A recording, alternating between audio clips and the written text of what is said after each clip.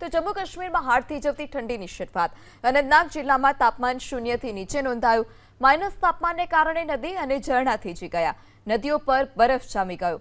ભારે ઠંડીને જોતા ઘાટીમાં સ્કૂલ પણ બંધ રાખવાનો નિર્ણય કરવામાં આવ્યો છે. દક્ષિણ કાશ્મીરના 4 જિલ્લાઓ અનંતનાગ, કુલગામ, પુલવામા અને શોપિયાનો પણ સમાવેશ થાય છે, જ્યાં કેટલાય દિવસથી ઠંડીનું મોજું ફરી વળ્યું છે. પર્યટન સ્થળ પહેલગામ, કોરનાગ, અયબલ સહિતના વિસ્તારમાં જ્યાં જળાશયો થીજી ગયા છે. દક્ષિણ કાશ્મીર અનંતનાગ જિલ્લામાં તાપમાન શૂન્યથી નીચે નોંધાયું.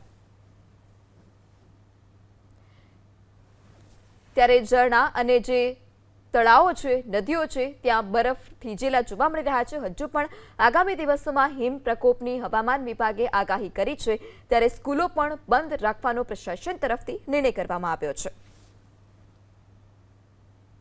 અયબલ સહિતના વિસ્તારમાં જ્યાં જળાશયો થીજી ગયા છે.